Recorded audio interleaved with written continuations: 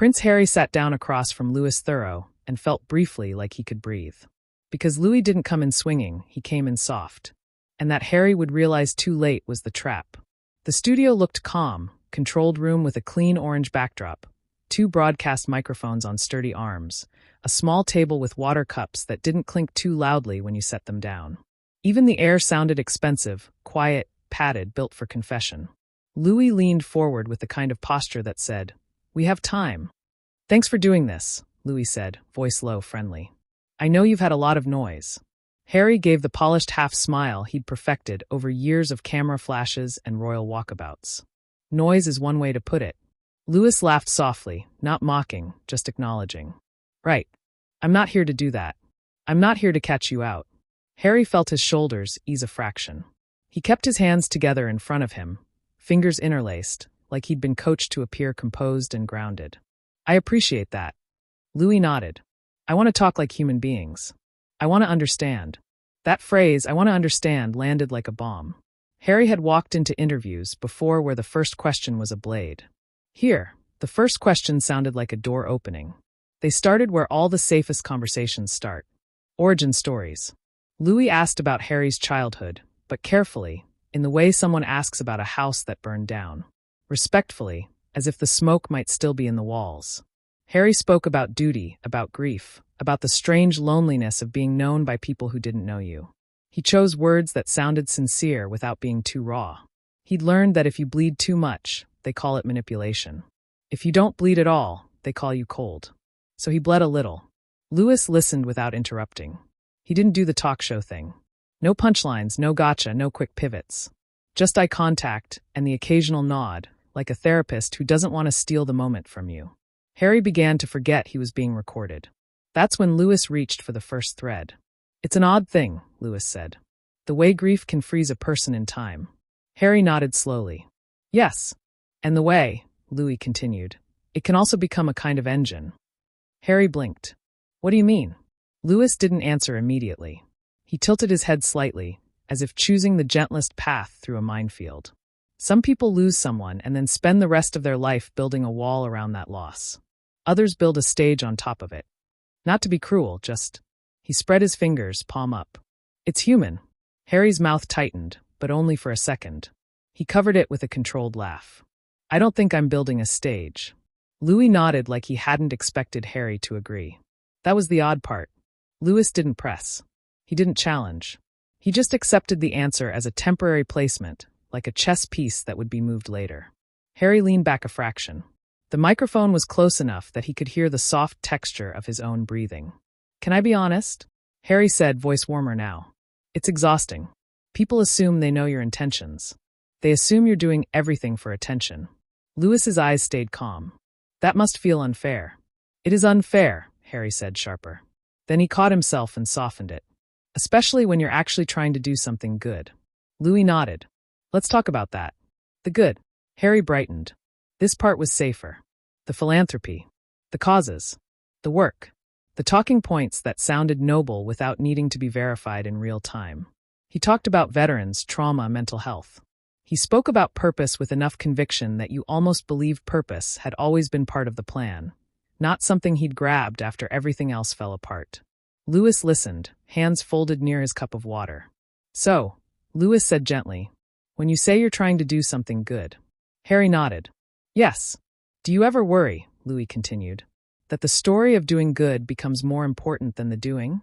Harry froze for a fraction of a second. Just a blink too long. A breath that didn't know where to go. He forced a chuckle. "No." Louis didn't smile back. Not because he was angry. Because he was curious. "You don't?" Louis asked. Harry's fingers tightened together. "No. Look, I'm not a saint, but I'm not performing." Louis tilted his head slightly, voice still soft. "You're a public figure. Performance is part of it." Harry's smile returned, but it was thinner now, stretched like a sheet over something sharp. "I've had enough of people telling me what I am," Harry said, and the words came out faster than he intended. He slowed himself. "What I mean is, I've lived under expectation my whole life, and when I finally speak for myself, people call it performance." Louis nodded slowly. "That makes sense." Harry exhaled, relieved again, until Louis added, almost casually, "And yet, You did choose the microphone. The sentence was light. The impact wasn't. Harry stared at him. What? Lewis's tone didn't change. That was what made it worse. You could have disappeared, Louis said. Plenty of people with money and fame vanish into privacy. They buy an island of quiet. You didn't. Harry felt heat rise up his neck. Because I'm trying to help people. Louis nodded, still calm. Right. I'm not denying that. I'm just looking at the shape of it. Harry leaned forward, elbows closer to the table, his voice sharpened. The shape of it? Louis opened his hands slightly, like someone showing they weren't holding a weapon. The shape of your life since leaving. The way everything becomes content. A book. A documentary. An interview. A statement. A response to a response. Harry's eyes narrowed. So what are you saying? Lou paused. The room felt suddenly too quiet, as if the walls were listening. Now I'm saying, Louis replied carefully, that some people feel like they can't tell where your pain ends and your brand begins. Harry's jaw tightened, and for the first time, since the recording began, the polished print slipped just enough for something raw to look through. That's insulting, Harry said. And there was no laugh this time. Louis didn't flinch. He didn't apologize. He didn't retreat. He simply held Harry's gaze and said gently, Is it? Harry stared at him, fingers loosening from their interlaced grip, hands separating like they were preparing for a fight he hadn't planned to have today. The red recording light blinked quietly, and Harry realized with a slow, cold certainty that Louis wasn't attacking him at all. He was doing something far worse. He was letting Harry hear himself. Harry drew a breath, about to answer, about to reclaim the room, the narrative, the control. When Louis added one more sentence, softer than the others, almost compassionate. Do you ever worry that if the title disappeared, the story would have to stand on its own? Harry's eyes hardened, his mouth opened, and the air between the microphones suddenly felt like a cliff. Harry didn't answer right away. He did the thing people do when they're trying not to explode. He smiled like he'd been handed a joke he didn't find funny. His eyes held Louis, but the smile didn't reach them. The studio lights made everything look warm, yet the air between their microphones felt cold enough to crack. Louis stayed still. No smugness, no victory lap, just that calm, patient stare, the kind that didn't demand a response because it assumed the response would come on its own. Harry finally spoke slowly, as if each word had to pass through a filter first. You're framing it like I'm selling something. Louis nodded once. I'm asking if it feels that way to you. It doesn't, Harry snapped, then caught the edge of his own tone. He softened it into something that resembled politeness. It's not like that. Louis glanced down briefly at the notes on his lap, not to hide, but to re-enter the conversation through another door. He said, Then help me understand something. Harry's fingers tapped once on the table, quiet but sharp. Go on. Louis's voice stayed gentle. When you speak about privacy, you also speak publicly about very private things in detail. Harry's face tightened. Because I was forced to. Louis looked up. Forced? Harry leaned forward a fraction. Do you think I wanted my life dragged through the papers for decades? Do you think I wanted lies printed about my wife, about my children? Louis didn't argue. He didn't say yes or no. He let Harry fill the silence, which was exactly the problem. Harry could hear how fast he was talking. So, when you ask about titles and stories and brands, Harry continued, it's like you're ignoring context. The context is that I'm reacting to a machine that never stops. Louis nodded slowly. The machine being the press. The press, the institution, the expectations, Harry said, counting on his fingers now, irritation surfacing in the rhythm. All of it. Louis's eyes stayed on him. And leaving was the only way out. Yes, Harry said too quickly. Exactly. Wen held a pause, then asked in the same calm tone. Did it feel like freedom when you left? Harry blinked. The question landed differently. It wasn't accusing. It was almost sympathetic, but Harry's pride didn't allow him to take the kindness without suspicion. It felt like survival, Harry replied. Louis nodded again. Survival, right? He hesitated, then added softly. And yet you're still orbiting it. The family, the history, the conflict. Harry's eyes narrowed. Because they're still doing it. Louis tipped his head. Do you think they are? Or do you think the story needs them to stay relevant? The sentence was spoken like a feather. It hit like a brick. Harry's jaw tightened. That's a ridiculous thing to say. Louis didn't flinch. Is it? Harry exhaled sharply through his nose, almost a laugh, but not quite. You're doing that thing. Louis raised his brows slightly. The thing where you pretend you're just asking? Harry said, voice rising.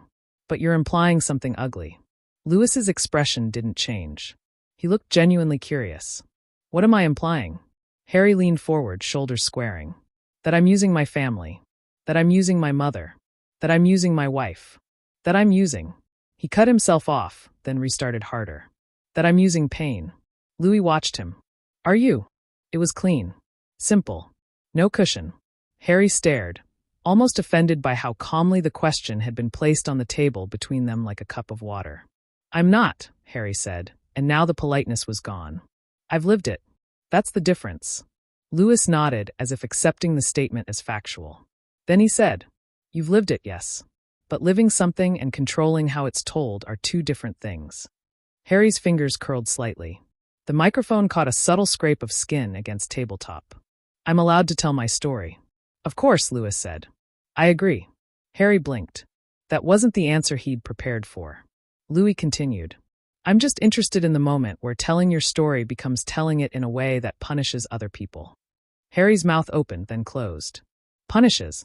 Louis's voice stayed soft. Your brother. Your father. Your family. Even if you feel justified, do you ever worry that the story becomes a weapon? Harry's eyes flashed. They've been weaponizing me since I was a child. Louis nodded. So, this is retaliation. Harry's face went still. He didn't like the word. Retaliation sounded petty. It sounded human in an unflattering way. It's accountability, Harry said. You call it retaliation because you're not the one who lived it. Louis held the pause. That's fair. Harry's shoulders eased a fraction again, until Louis added. But accountability usually comes with specifics, evidence, a process. What you're describing sometimes looks like narrative. Harry's laugh this time was short, sharp, and humorless. So now I'm making it up. Louis shook his head. No, not making it up. Shaping it. Harry's voice turned colder. Everyone shapes their story. Yes, Louis agreed. But not everyone's story collapses if the villains disappear. Harry froze again, the words threading into his chest like a needle. Louis didn't stop. He leaned in slightly, not aggressively, just enough to show he was committed to the question. If your family apologized tomorrow, Louis asked, and the tabloids vanished and the cameras stopped, what would be left? Harry stared at him, offended but also caught. Because the question wasn't about scandal. It wasn't even about the royals. It was about identity. Harry straightened in his chair. He tried to reclaim control with posture, with voice, with rank. Even if rank was the very thing he claimed not to want. I'd still be me, Harry said. I'd still do my work. Louis nodded. And the work would still need the same spotlight. Harry's eyes narrowed. Why are you obsessed with spotlight? Louis's tone didn't change. Because you say you want privacy, but you keep returning to the stage. Harry leaned forward a little too far, his hand lifted slightly, palm up, like he was presenting the obvious. I return because people need to hear the truth. Louis's eyes stayed steady. Or because silence feels like losing. Harry went very still. The studio was so quiet you could hear the faint electrical hum of equipment. Harry's lips parted, and when he spoke, his voice was controlled, but the control was brittle. You're trying to paint me as weak. Louis blinked, almost surprised. No, I'm trying to understand what you're fighting.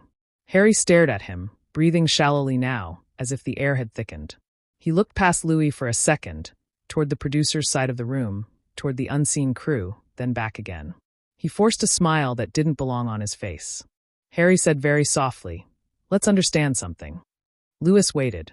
Harry leaned in until the microphone almost touched his mouth. You've made a career, Harry said, voice quiet but sharp, out of walking into other people's lives and letting the audience decide what to think. Louis didn't move. Harry continued, and now his words came with the slow confidence of someone choosing an escalation on purpose. So tell me, Louis, when you ask these questions, is it because you genuinely care? A beat. Harry's eyes hardened. Or because you know this clip will go viral? Louis blinked once. The calm, for the first time, faltered at the edges. Not fear. Not anger. Just a flicker of something real. And the recording light kept blinking, steady as a heartbeat, as Louis opened his mouth to answer. Louis didn't answer immediately, not because he didn't have one, but because this was the moment where answering too fast would turn the conversation into theater. He let the silence stretch long enough for it to feel intentional, long enough for Harry to realize the question had landed.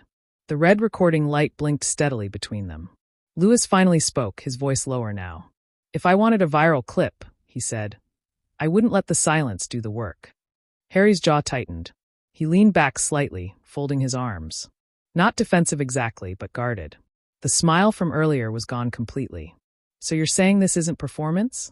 Harry replied. I'm saying, Louis said carefully, that performance usually looks louder. Harry let out a short breath. You think I'm being loud? I think you're being precise, Louis said. And precision usually comes from rehearsal. Harry's eyes snapped back to him. That's insulting. Louis didn't deny it. But it can also be survival. Harry's fingers flexed against his sleeve. You keep using that word like you own it. Louis nodded. You're right. I don't. Harry leaned forward again, unable to stay still now. Then stop psychoanalyzing me. Louis's tone stayed level. I'm not analyzing you. I'm listening to the structure of the story. Harry frowned. The structure? Yes, Louis said. What comes first? What comes last? Who is allowed to be complex? Who isn't? Harry scoffed quietly. My family had plenty of complexity when they were tearing me apart. Louis tilted his head. Did they tear you apart, or did they refuse to change the script? Harry's voice sharpened. You don't get to tell me what my family did. I'm not, Louis replied. I'm asking whether the conflict is about harm or control. Harry laughed again, this time louder, edged with disbelief. You really think this is about control? Louis met his eyes. Don't you? The question sat between them like a live wire. Harry stared at Louis for a long second, then shook his head slowly. You see, he said, this is why people don't trust interviews like this. Louis raised an eyebrow. Because they ask questions. Because they pretend to be neutral, Harry said, voice rising just a notch. But neutrality always favors power. Louis nodded. And who has power here? Harry didn't answer right away. His gaze drifted, then returned. They do, he said. The institution, the press, the crown. Louis's voice stayed soft. And you? Harry stiffened. What about me?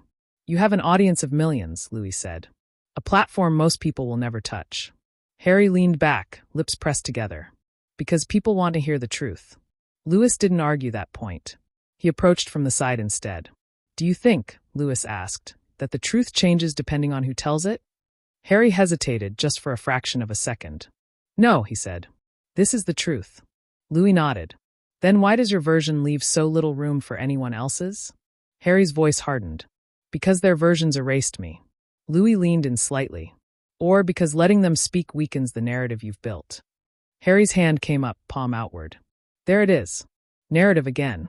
Yes, Louis said. Because narratives protect people. Harry laughed bitterly. They destroy people, too. Louis didn't flinch. Only when they're weaponized. Harry leaned forward suddenly, eyes sharp. You keep saying weaponized. I'm enjoying this. Louis held his gaze. Are you? Harry opened his mouth, then stopped. The pause this time wasn't strategic. It was uncomfortable. Real. Harry looked down at his hands. When he spoke again, his voice was quieter, but more dangerous. I didn't ask for any of this, he said. Not the title, not the attention, not the expectations. Louis nodded. But you're still choosing which parts to keep. Harry looked up. Because I have to. Or because, Louis said gently, without them, you don't know where you end. That one hit. Harry's posture shifted like someone bracing internally. That's a cheap shot. Louis shook his head. It's an honest one. Harry leaned back, crossing his legs now, adopting a posture that screamed control. Let me ask you something. Louis waited. You've interviewed extremists, cult leaders, people who lie for a living, Harry said. You sit across from them, calm as anything. Louis nodded. Yes. Harry's eyes narrowed. Do you think I belong in that category? Louis didn't smile. No. Harry exhaled sharply. Then stop treating me like a case study. I'm not, Louis said. I'm treating you like someone who believes deeply in their own story. Harry's voice rose. Because it's my life. And that's exactly why it matters how it's told, Louis replied. The tension in the room was no longer subtle. It hummed. Harry leaned in again, his voice low. You think you're exposing something? Louis replied just as quietly. I think you're revealing it. Harry's jaw clenched. You want a headline? Louis shook his head. I want clarity. Harry laughed once more, sharper now. Clarity at my expense. Louis's eyes didn't leave his. Truth usually costs someone something. Harry's patience finally cracked. So, what is it you want me to say? Harry snapped. That I'm wrong? That I should shut up and disappear? Louis answered without hesitation. No. Then what? I want to know, Louis said, voice steady. Whether the man sitting here still knows who he is when the cameras turn off. The room went silent again. Harry stared at him. This time, not angry, not defensive, but exposed. And somewhere off camera, a producer shifted in their chair, sensing that this conversation was no longer safely contained. Harry swallowed. When the cameras turn off, he said slowly, I don't stop existing. Louis nodded. I didn't say you did. Harry leaned closer, eyes locked. Then don't imply that my silence would mean nothing. Louis met him halfway. I'm implying that silence might mean everything. Harry inhaled sharply, his composure thinning like glass under pressure. This is crossing a line, he said. Louis's voice was calm but firm. You crossed it first. When you asked if I was chasing virality, Harry stared at him. The silence this time wasn't thoughtful. It was volatile, and everyone in the room could feel it. This wasn't building toward resolution. It was building toward something breaking. Harry stood up without warning. Not dramatically, not angrily, just decisively. The chair scraped softly against the studio floor, a sound far louder than it should have been. Louis didn't move. He didn't speak. He only looked up, his expression unreadable but alert. Harry adjusted his jacket. A reflex more than a necessity. This isn't a conversation anymore, Harry said. His voice was controlled, but the strain was obvious. It's an interrogation dressed up as curiosity. Lut remained seated, calm, grounded. You're free to leave, he said. You always were. That did it. Harry let out a short, humorless laugh. That's the illusion, isn't it? He glanced toward the cameras, then deliberately away from them, as if refusing to give them the final word. I came here to talk, Harry continued, not to be dissected. Louis nodded once. Sometimes those two things overlap. Harry shook his head. Not like this.